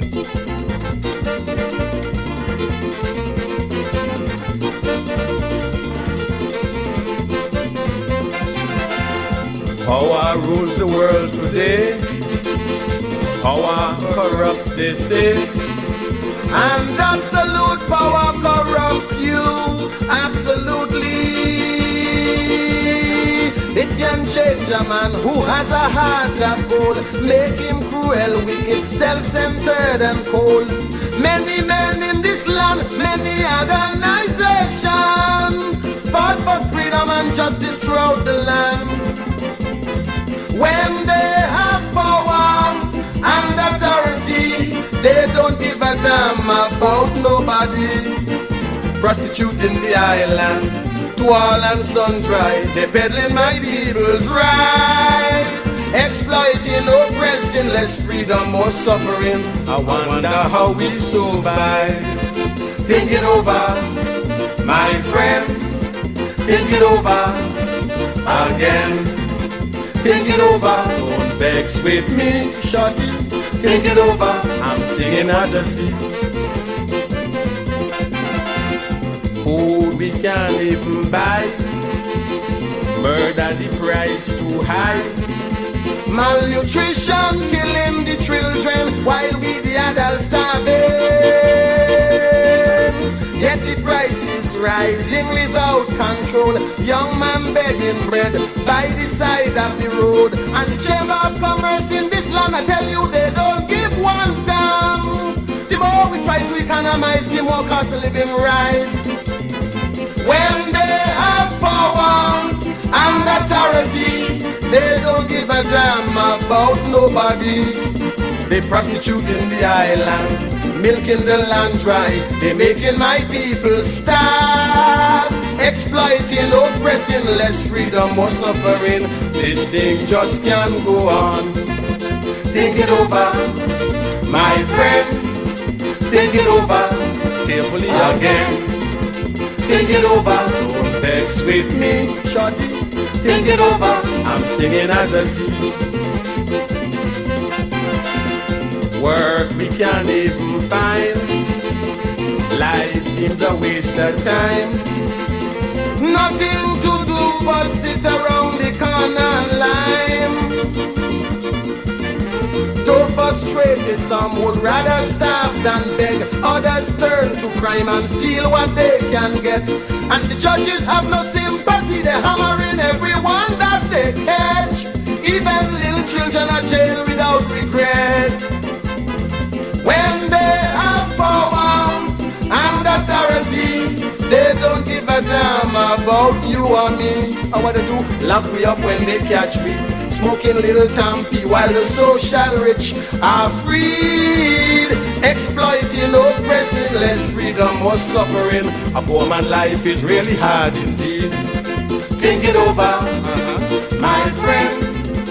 Think it over, carefully again. Do it again. Think it over, don't vex with me, shorty. Yes, my good people, remember, you have the powers in your hand, not the politician. I've always tell you all, 11 of them sitting in parliament or parliament, whether they're in opposition or in government, in no way, in a couple of months when the campaign season starts, they could re-elect themselves. They're going to need with the citizen to put them back there. So they better shape up now. This is the opportunity to show the citizens that you're there for their benefit and not for yourselves. The citizen gave you a mandate to take care of the country. The police officers, they are our caretakers. You're supposed to be there for the people, for the citizens, not for government ministers, you know. Some of them got 4, 5, 6, 7, 8, 9, 10 bodyguards. Nobody gonna kill them. Nobody gonna harm them. But they're parading upon them with all these bodyguards, using up the resources, while many police stations around the island have one police per shift. Sometimes I'm going to some of these police stations to visit. There's nobody at the front desk. I do not know how you expect to run a proper system like a police station where you got people there locked into a cage, people arrested, while the one police in that station have to run out to deal with something, and we suppose there's a fire. The police station them are unmanned. And these are the things I don't want to hear the DJ talk about. I talk to them soft. They don't want to hear me. But we're going to talk loud, you know. And in spite of all of these things, the DJ will continue to do the right thing by the citizens of this country, whether you all like it or not. So I'm going to drop this one again for you people.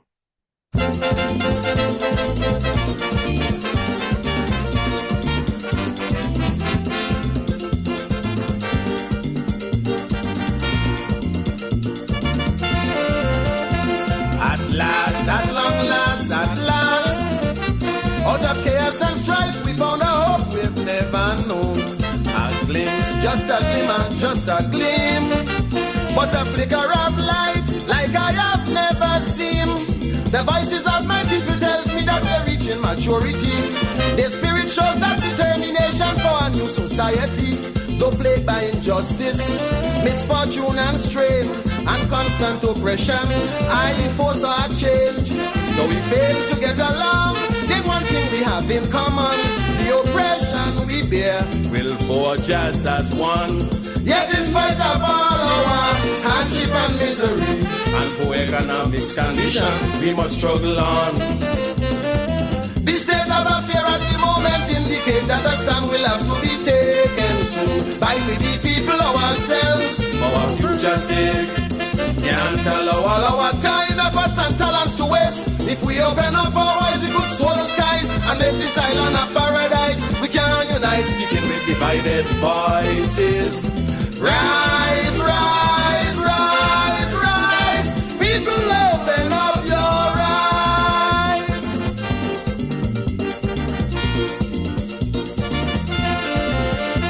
Produce, that's the answer, produce. Develop our own, use our own, and own our own. Despite our political views, we must all understand that we are part of this island. And the same stick lick in the wild goat, the same stick lick in the tame. Everybody drifting in the same boat, we all sinking just the same. Some of them are claiming that they have this country at heart, but their actions are showing they're splitting the people apart. Man, they pulling and tugging, we so colorblind we can't see. There's no wonder we are used and abused constantly. Yet in spite of all our hardship and misery and poor economic condition, we must struggle on. The state of affairs at the moment indicate that a stand will have to be taken soon by the people ourselves, for our future's sake.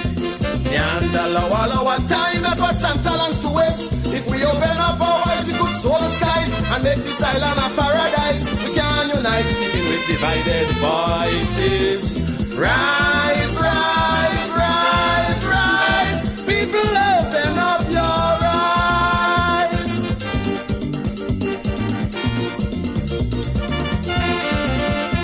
Perhaps, just perhaps, I thought the pressure we feel that is revealed the world around would serve us as a lesson that ought to make us aware the needs to create lifestyle more sound. The principles of capitalism has left us an empty shell.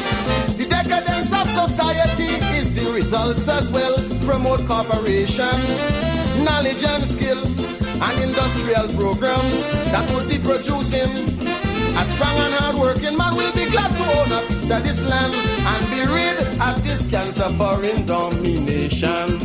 Yet in spite of all our hardship and misery and poor economics condition, we must struggle on.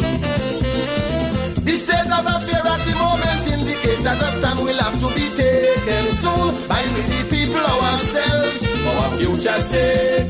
Can't allow all our time, efforts and talents to waste. If we open up our eyes, we could soar the skies and make this island a paradise. We can unite, speaking with divided voices. Rise, rise, rise, rise. People, open up your eyes. Yes, my people, we need to open up our eyes and understand that there's no difference between a trash house and an older house, eh? We the people have to do it. There has been many calls out there, messages via WhatsApp, phone calls, whatever. Marisha, you come week after week campaigning. Why don't you run independent? Why don't you run and do something different? And I tell them, you know, I'm not into the politics. I don't care to the politics. But the reality is, if the call come loud enough, you know, I will put you all to the test. See if you all just talking or you all really want to see changes. Because so far, what I am seeing in this good country is not a good feeling at all. We have to show the politicians them that we elect that they're there to do a job. We have to make the police understand why they're there, not just to protect the politicians, but to protect the citizens of the Federation of St. Kitts and Nevis. The police are there to protect and serve. Our citizens are crying out. I'm just bringing the message. I'm not trying to bring down the government.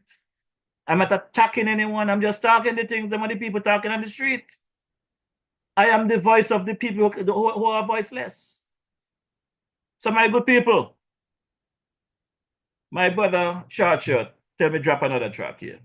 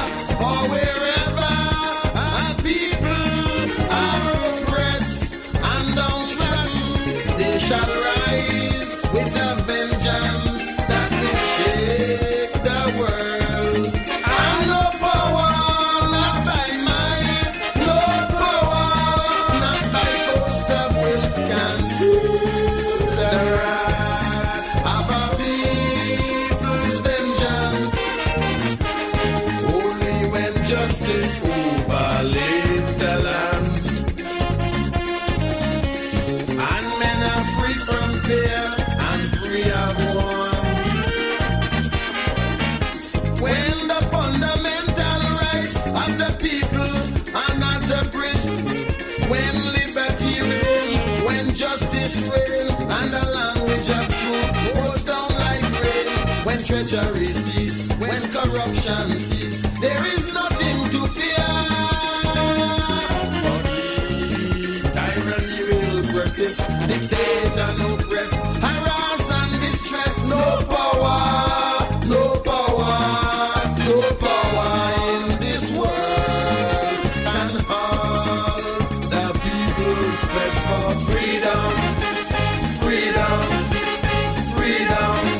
I said freedom, no power, no power, no power, none at all.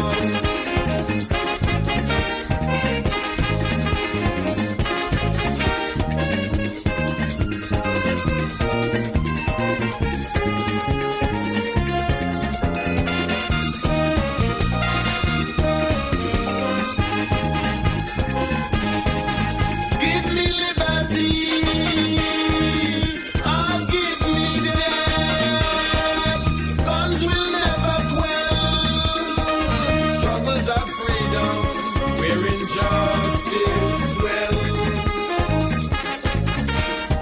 The spirit of revolution will never bow down to my man.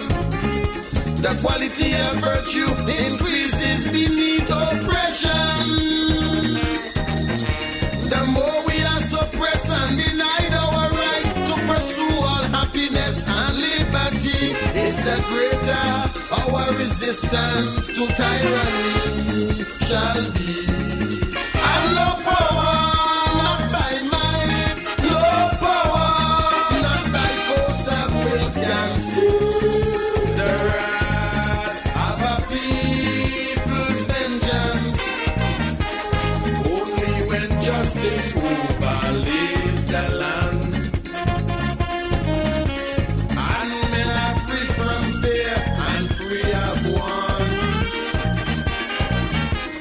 When the fundamental rights of the people are not abridged, when liberty reigns, when justice reigns, and the language of truth goes down like rain, when treachery cease, when corruption cease, there is nothing to fear.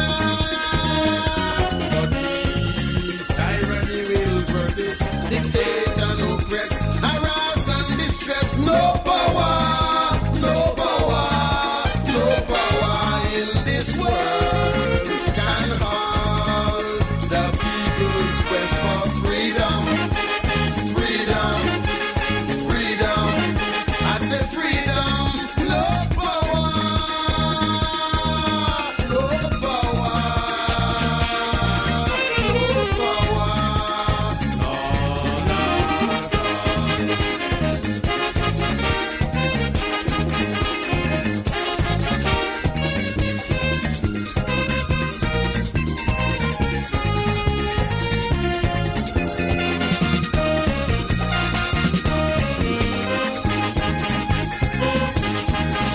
Give me liberty, oh give me death. Power without justice withers away by soul intent. The people will never say die, though at times we sigh and cry. And the presence of a calm does not mean there'll never be a storm. Borders passed away, that the free of men who feel they are gods and we should worship them. But like the whirlwind, they'll come a day, the shaft will be carried away.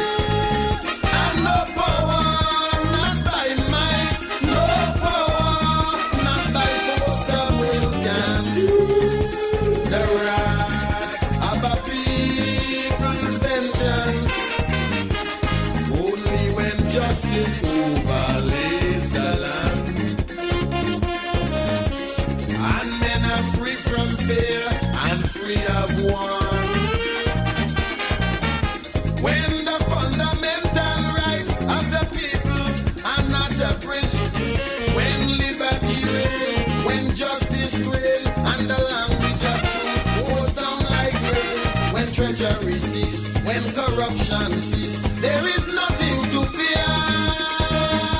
But if tyranny will persist, dictate and oppress, harass and distress, no power, no power, no power in this world, and all the people's quest for freedom, freedom, freedom. I said freedom, no power, no power, no power, none at all.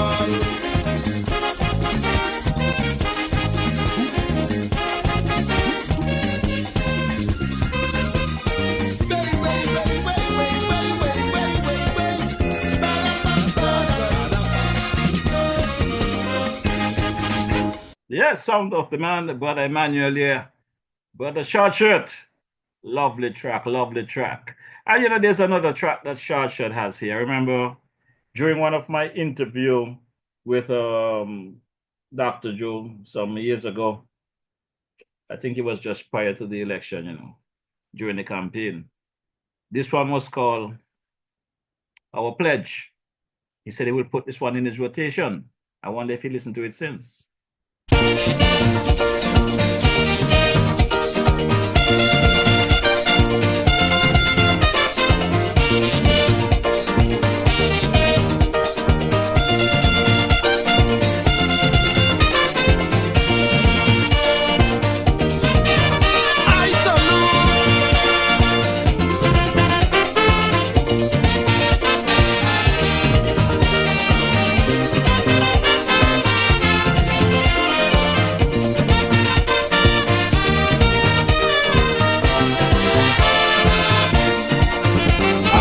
Hundreds of years of slavery and colonialist domination, we are now politically free in an independent nation.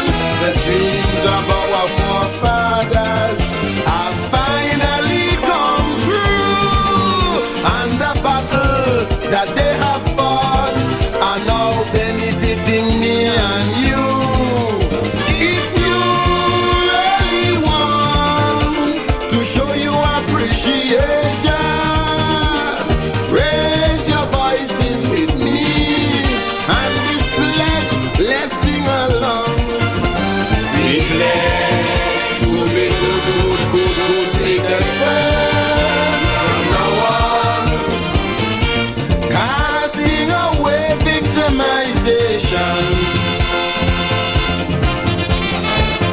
Corruption will cease, nepotism decrease throughout the whole nation.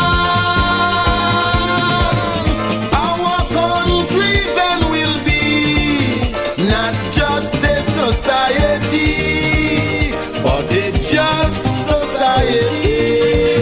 Let this be our pledge.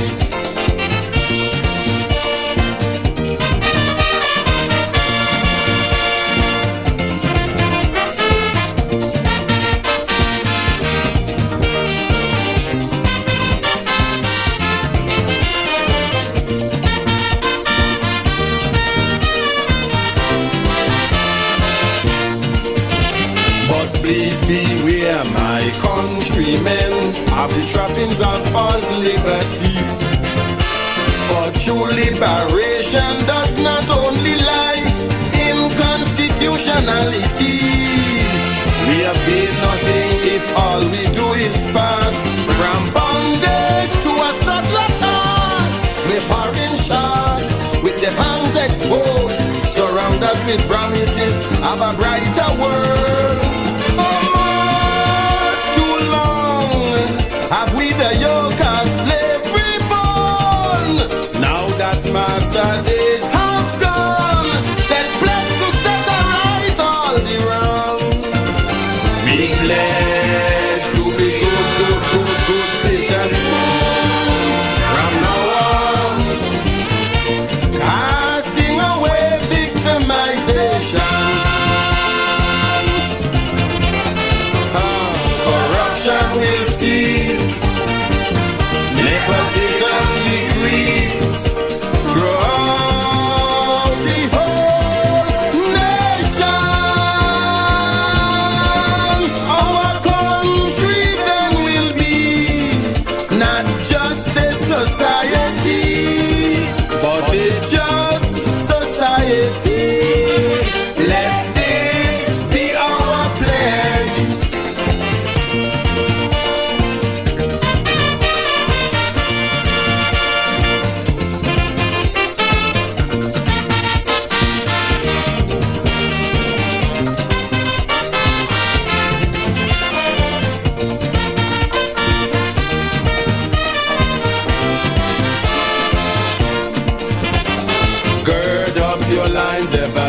Plan B to curb injustice, graft and vacancy.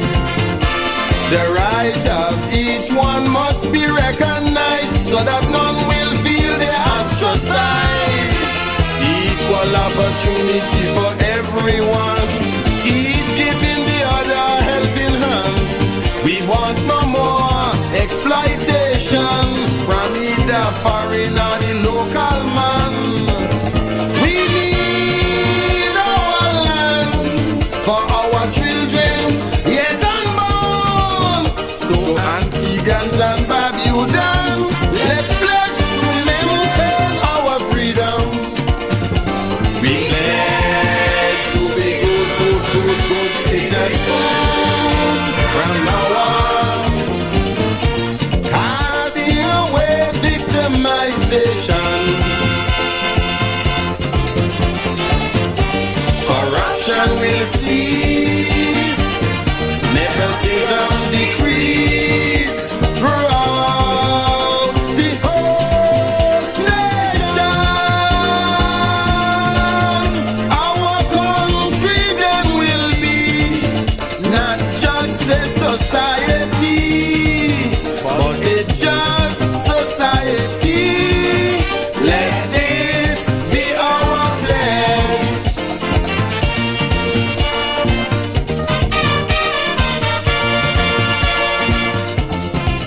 I salute.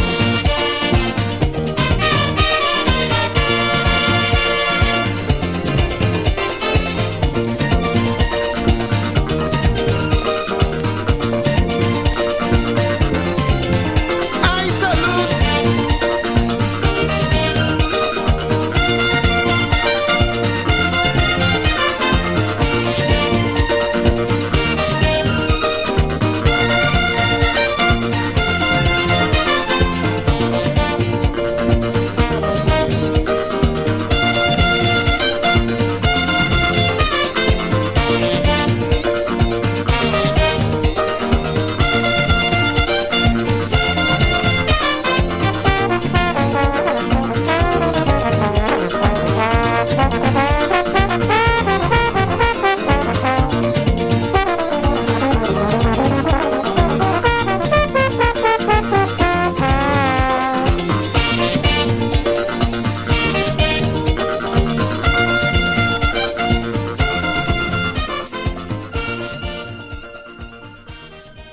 Yes, my people, this federation at home, locally, regionally, and internationally is so divided because of politics. So, my good people, let me drop this track and see if we can bring some love in the area.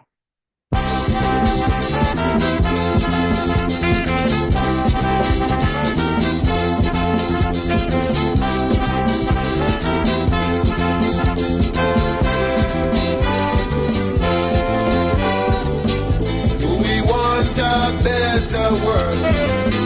Do we want a peaceful world? Do we want a world that's free from hatred, fear, and sorrow? Would we seize our wicked ways? Would we strive for what is right? Would we stand and shine a light, helping others come together, make life easier for the poorer fella? Wanted love and understanding, needed peace and happiness in the world. People, we could live together, you for me and I for you. There's nothing that we cannot do if we live together, holding hands, loving each other, working together. People, let's try. What a miracle it would be if we could live in unity. Love and justice for everyone who lives under the sun. No more sorrow, no more pain, no more slavery, no more chain, no more human suffering, no more fighting, no more killing, no more warring. If only we could wanted understanding. Needed peace and happiness in the world. People, we could live together. You for me and I for you. There's nothing that we cannot do if we live together, holding hands, loving each other, working together. People, let's try. Let us build a peaceful world. Let us build a united world. Let us build a world that's free. If only we could.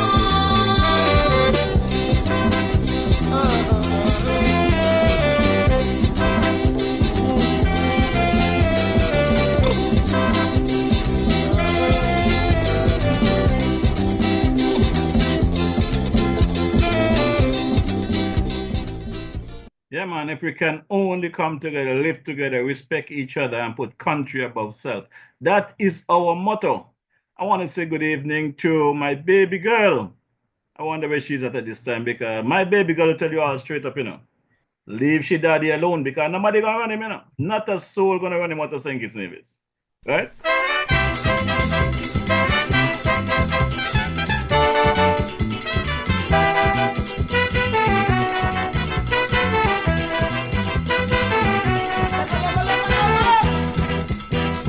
Night and day are catching hell. People think I'm doing well just because I sing a few calypso. But that is my misery. Calypso don't make money, but most of them don't know that I have my axe to grind, just like any other man existing in poverty and this giant ghetto land. But I intend to hang on. Tell them for me no dice. I ain't gonna eat lice. I ain't gonna grow old sitting in the cold, not me. No way, they go have to beat me. They go have to eat me, or the heads go roll.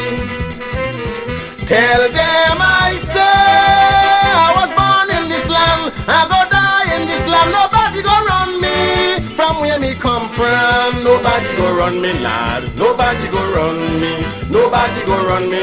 Nobody go run me. Me mama must yam. Me papa must yam. Me woman must yam. Me pickle must yam. Nobody go run me. Nobody go run me. Nobody go run me, lad. Nobody go run me. Life ain't much for us to choose. Some we win and some we lose. But sometimes life is so confusing. I had a lot of friends one time whom I used to wine and dine and gave them bread when they need it. Now most of them against me, take me, make the enemy, simply because I am not what they all want me to be. And with the political views I can't agree, but tell them for me no dice. I ain't gonna eat lice, I ain't gonna grow old sitting in the cold, not me, Algie. No way, they go have to beat me, they go have to eat me, or the heads go roll. Tell them I say I was born in this land, I go die in this land. Nobody go run me from where me come from. Nobody go run me. Nobody go run me. Nobody go run me. Nobody go run me. Me mama must yam. Me papa must yam. Me woman must yam. Me picnic must yam. Nobody go run me. Nobody go run me. Let's go. 12 days I at CBC, work at Halcyon for free, when they went bankrupt and had no money. Because of my tolerance, they gave me the assurance the job belongs to me. But I hear some people high in our society, they don't like my calypso, because they can't control me, so they plan to kick out my ass. Tell them, party no dice. I ain't gonna eat lice, I ain't gonna grow old sitting in the cold, not me shorty. No way, all you have to beat me, all you have to bury me more than 6 feet and more. Tell them I say I was born in this land, I go die in this land. Nobody go run me from where me come from. Nobody go run me. Nobody go run me. Nobody go run me. Nobody go run me. Me mama must yam, me papa must yam, me woman must yam, me picnic must yam. Nobody go run me, nobody go run me. Election come and gone, some of them treat me with scorn, others put the whole point against me. Tell them I don't give a damn, I am going to sing my song exactly as I see it. Whoever wants to make me a political enemy, who feel that they're playing God and could wreck me life for me, tell them I ain't running away. Tell them for me no dice. I ain't gonna eat lice, I ain't gonna grow old, sitting in the cold, not me shorty. No way, all you have to beat me, all you have to bury me, more than 6 feet and more. Tell them I say I was born in this land, I go die in this land. Nobody go run me from where me come from. Nobody go run me, nobody go run me, nobody go run me, lad. Nobody go run me. Me mama must yam, me papa must yam, me woman must yam, me picnic must yam, lad. Nobody go run me. Yeah, boy, Shorty, you could not deliver a better message for me. Let it try run me, because I'm here once a week. But when they run me, I could come 7 nights a week. And I can put in 3 hours a night. And we could get the message out there to the people. Because, Sparrow have a prediction, He said he predicts something about prophet of doom. So let's take a quick listen to me, boy, Sparrow.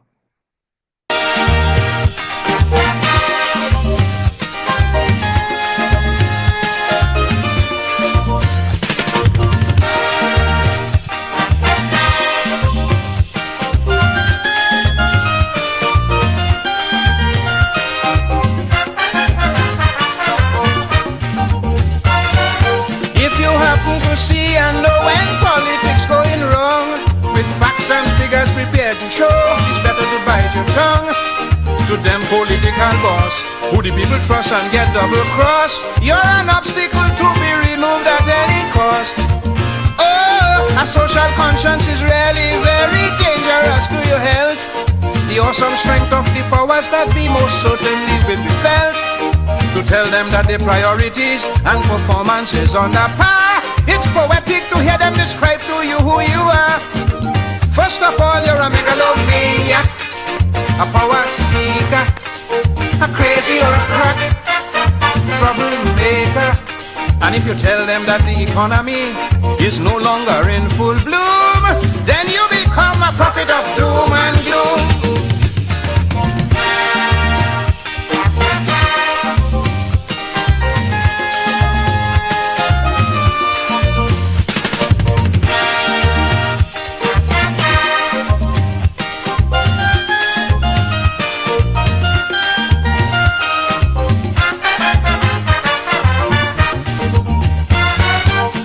Complaining every day, the cost of living too high. Still they take all these subsidies away, so man could suffer and die.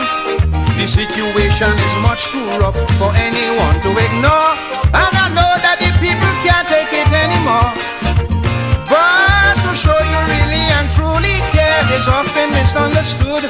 To express an abiding love for here seldom does any good. The system is far from perfect and most certainly must improve. But to tell them that is a very dangerous move, cause you become wicked and nefarious, counter-revolutionary, disciple of Judas, enemy of the country. You're branded as an imposter, masquerading in borrowed bloom, but everybody know you're a prophet of doom and gloom. Yeah, as I go.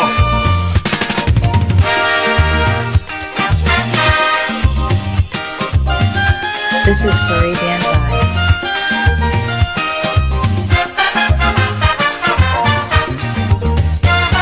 The fetting is over, back to work, that's what the leader says. But we're hearing giggling and plenty jokes, music blasting upstairs. Every day is power outage, unhappy workers on the rampage, and all the foodstuff you have spoiling in your fridge. Tell me, when will we have dependable services from T&Tech? And when will Telco and Wassa be able to fix the roads that they wreck? Don't try to rock the ship off state with them stupid questions. So accept the status quo and don't play hero. You're a nation of complainers, not at all enterprising. Just a set of belly acres, unjustly criticizing. Be weak is Scott and the MV Tobago is in great shape, we must presume. If you say it isn't so, you're a prophet of doom and gloom. I would.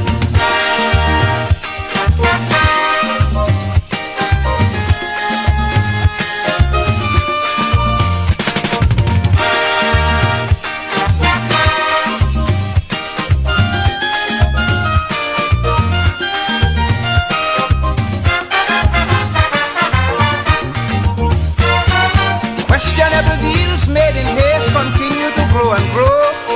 Blatant refusals have replaced the people's right to know. Predictions are made daily to rule for our next century, and all indications are that it may well be. But retrenchment and redundancy beginning to strangle we. Inflation and low productivity don't take over already. The Integrity Commission plan is our next project also run. Every move they make now is to ensure re-election. In this land of steady power failures, people houses in darkness, on every tree on the savannah, displaced vociferous politics. You have to ask yourself which is worse between a schizophrenic baboon, a megalomaniac and a prophet of doom and gloom. Oh yeah.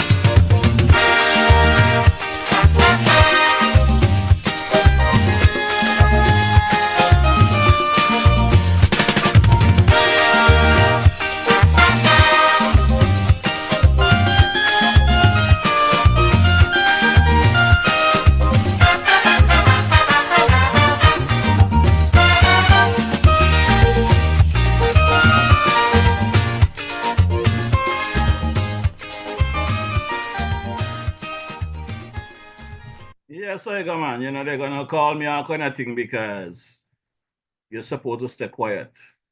Government change. Everything going well. What you talking about? Country running good. Police doing a good job. You know, they don't want to hear the facts. But my good people, I will continue to bring the message whenever the time arises that I come here. And I can only do it my way. Frank Sinatra ain't got nothing on me. I'm going to do it the way that it should be done. Because a lot of them believe they're bright, you know. Nothing smarter than them, so. University graduates, all of them be. Nothing brighter than them, but they're still making these mistakes. Over and over again. So let me hear me, boy. Kurt Franklin. Kurt Alice.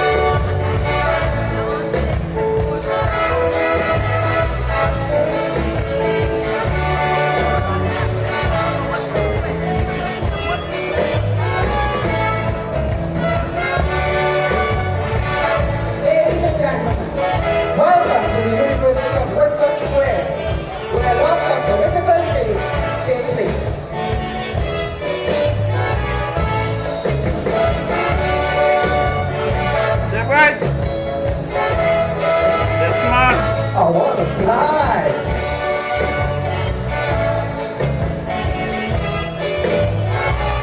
What is happening to Sweetie and T? Ask them boys in Parliament for me. Education is indeed a golden rule, but not to make you become a power-hungry fool. Next election, I'm telling you flat, I want a candidate who does like a bat.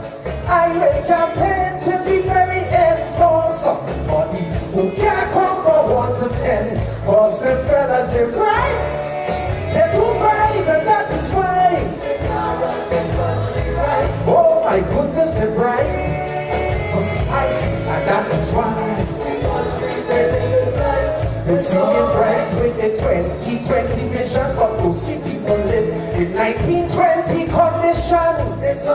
So much vagrants in the city, they could easily overthrow the Chinese army. I see they build a great big wall to ensure that Obama has seen this color at all. So for me, there is no other answer cause them fellas, they bright. I say they more than bright, but they not run this country. I want to stretch.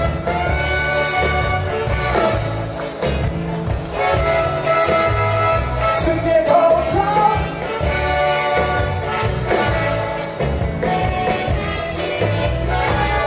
Education, healthcare's in a mess. Broken house, so much people think we possess. Then we choosing crime too. That is a past, them fellas and not yet. I want from the action. Every day it's a vicious murder and rape, and every day it's a non-criminal escape. So I'm teaching OEO the bagatelle for a candidate who can't read and spell too well. Cause them fellas, they right. And that is why they now run this country right. Gracious goodness, they bright like torchlight. That is why they now run the streets at night. It's all crime infesting every neighborhood. That we have an active commissioner. Like here is Hollywood. It's all right. They're keeping the blimp in the sky, but we crime red. I am not so last year. Illegal guns and drugs in police stations. Them fellas getting transformed instead of prison. So with a campaign song from Alan Asha, it's best we elect a cancer prime minister. Cause them fellas they right. I say they're more than right, but they not run this country right. I wanna whine. Sing it out loud.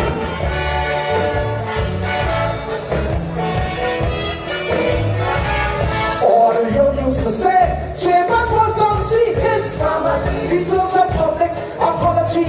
Check these politicians now. Read their CVs, degrees like these from UWI and UTT. But Budu Singh and Suki have no certificate from Compton who conduct the doubles to conglomerate Harvard, Stanford, Oxford. I really don't care, my candidate must graduate from Woodford Square. Cause the fellas they right. And that is why they now run this country right. Goodness gracious, they bright like satellite. And that is why because we don't be at night. It's so bright. Racism still exists. Then encourage convincing and selling instrumentalists. It's so bright. Ramchachi and Pandey can't stop behaving like a bunch of surrogate idiots.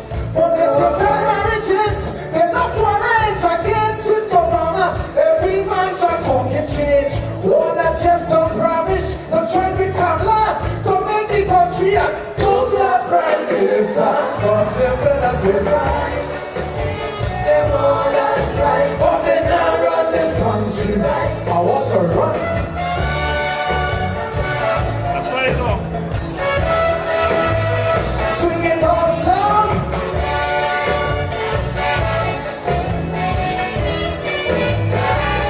Unemployment, a rising issue, this financial crisis. Not much we could do. You're not responsible, but who's accountable? It's who's where we vote to serve the people. Property owners calling for the axe. They encourage me to buy house. Now what kill me with tax? What was the airport scandal? Now it's shooting up UNC. All of them in the same pot. Cause the fellas in right. It's alright. And that is why they now run this country right. Precious goodness and bright. For spite. And that is why in countries like it's alright. It's alright. They host $1 billion summit. Some people have no water or no toilets to spit. Some children have no lunch to put in their bag. $2 million they spend in a flag. But the fellas want to run the racket. Why they kick the Rottweiler or the cabinet? But if they should be Crowley, the Prime Minister can't have but to end up in career. Cause the fellas they right. I said it, but they now run this country right. I want to go, I want to smile, but I got to go. Sing it all loud.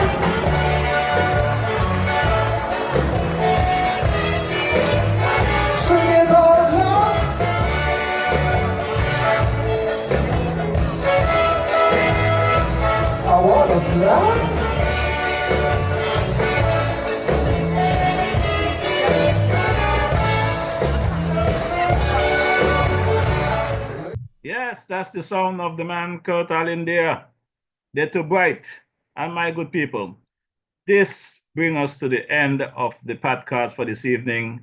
As usual, I'll be coming with the unofficial anthem of the Federation of St. Kitts and Nevis.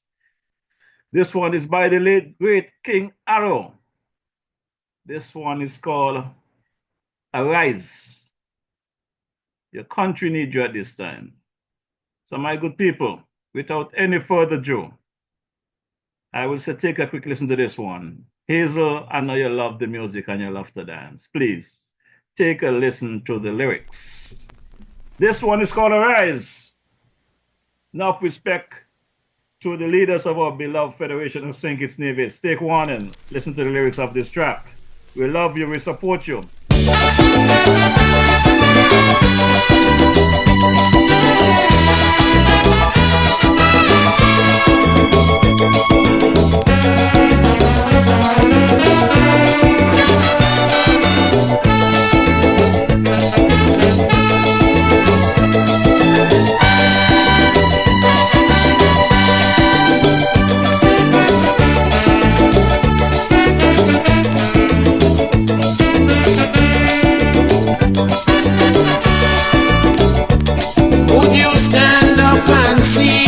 Your country dying and never lend a helping hand.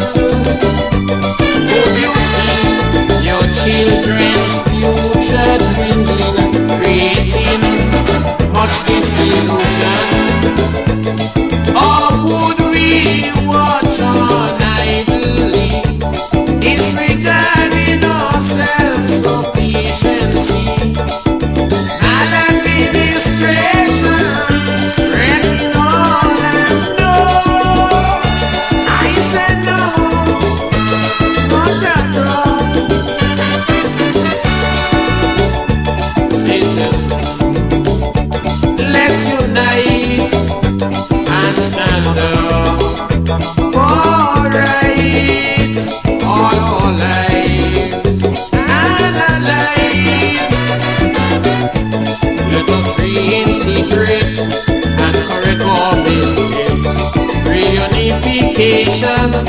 Building a brand new nation, we'll move on together hand in hand.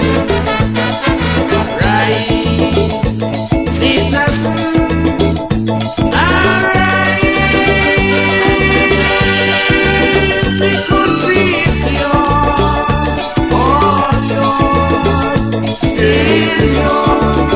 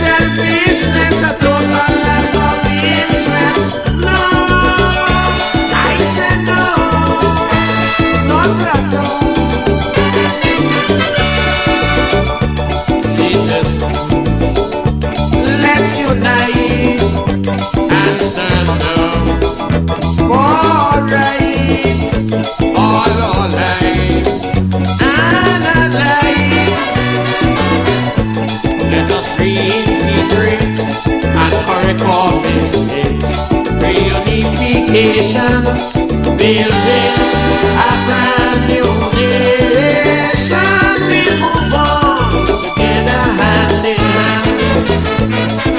Rise, citizens.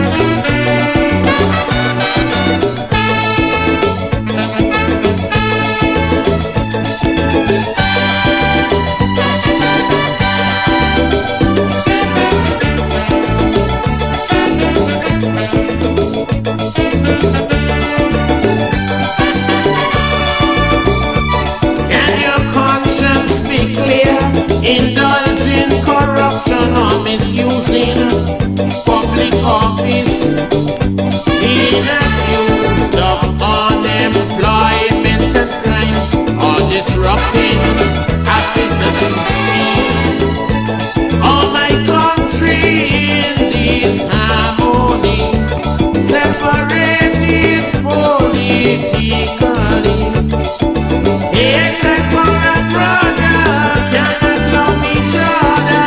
No, I say no, potato. Citizens, let's unite and stand up for rights, all our lives and our lives. Let us reintegrate and correct our mistakes. Reunification, building a brand new nation. We'll move on together, hand in hand. So rise, citizens, arise. The country is yours, all yours, serious. Oh, yeah.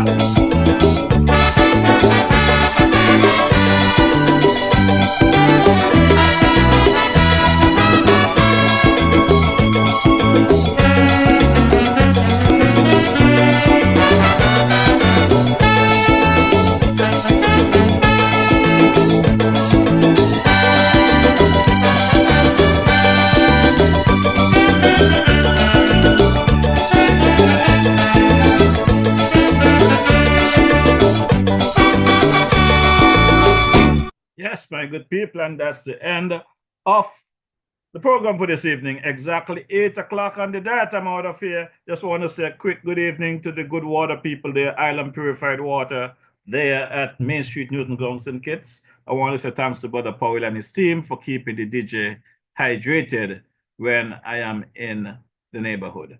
Until such time, my good people, have a pleasant evening, a pleasant week ahead.